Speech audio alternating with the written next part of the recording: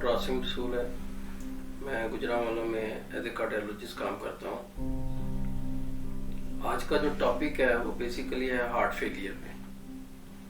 Heart failure जो है ये एक ऐसी डिजीज़ है जिसमें जो है वो हार्ट जो है वो बेसिकली उसका जो पंप एक्शन है वो डिस्टर्ब हो जाता है। जिसम में बहुत से अज़ा हैं, लेकिन हार्ट इसलिए डिफरेंट ऑर्गन है क्योंकि इट्स ए पंपिंग ऑर्गन। ये पंप करता है और इससे जो है ब्लड जो है वो पूरी बॉडी को मिलता है।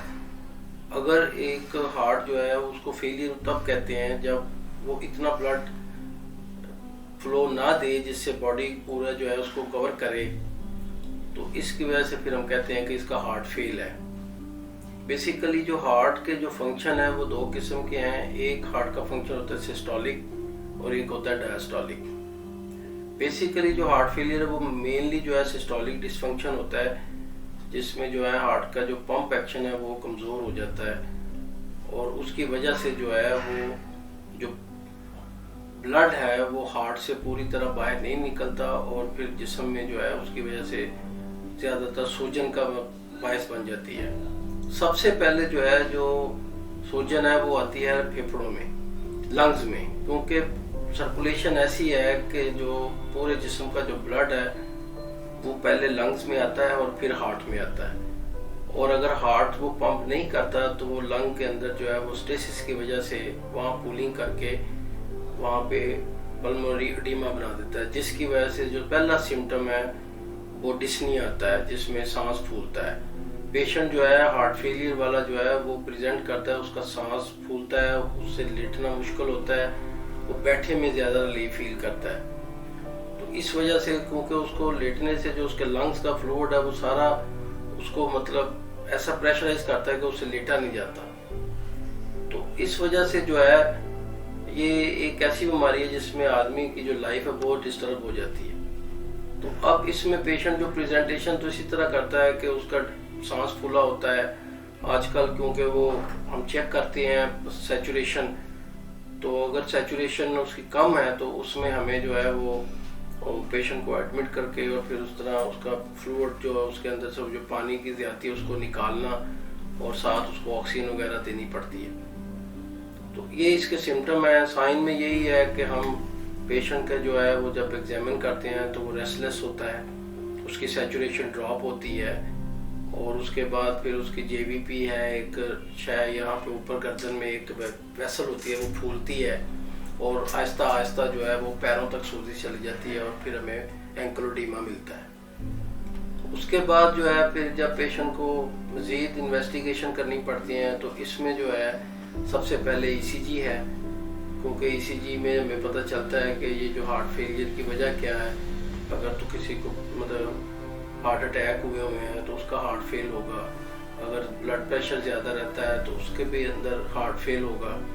इसके अलावा अगर कोई वेल्वुलर हार्ट डिजीज़ है वो भी हार्ट फेलियर का बायस बनती है।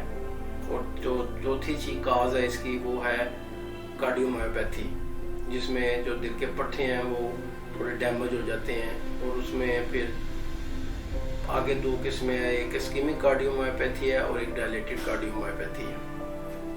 तो इस तरह जो है ये सारी चीज़ें डायग्नोज करने में हेल्प करती हैं कि किस तरह पेशेंट जो है प्रेजेंट करता है, उसके सिम्टम क्या हैं, उसका साइन क्या है, उसकी इन्वेस्टिगेशन क्या है और फिर डायग्नोज करके फिर उसकी ट्रीटमेंट पे जाना पड़ता है।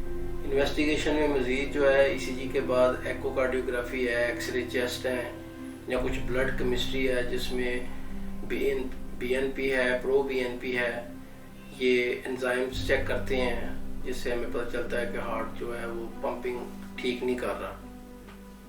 तो एकोकार्डियोग्राफी में भी मज़ीद जो है हम इजेक्शन फ्रैक्शन देखते हैं, क्योंकि इसमें हम सिस्टोलिक डिसफंक्शन जब आता है तो ये तीन क्लासिफिकेशन में जाता है, एक माइल्ड में जाता है, एक मॉडरेट में, एक सीवियर में। नॉर्मल जो इजेक्शन फ्रैक्शन है वो राउंड अबाउट 50 to 70% होती है।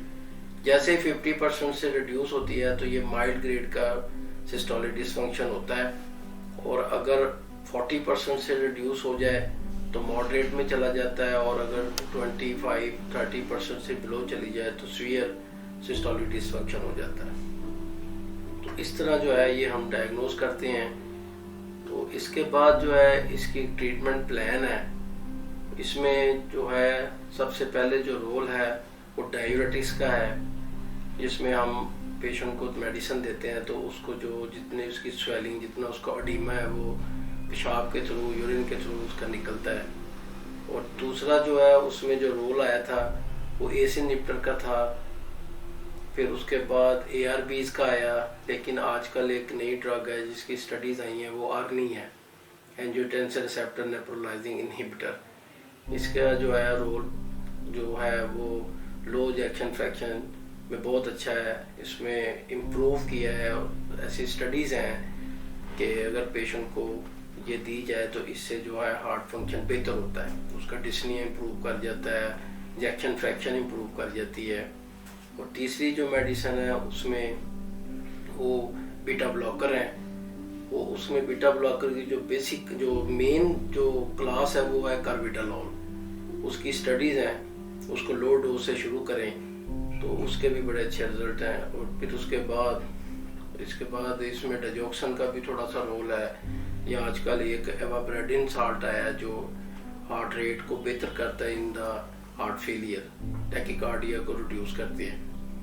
तो ये इसमें मेडिसिन है, अगर ये दें पेशेंट जो है वो बेहतरी की तरफ जाएगा और इंशाल्लाह ताला उसकी लाइफस्टाइल और उसकी लाइफ बेहतर तरीके से गुजरेगी। शुक्रिया। Thank you.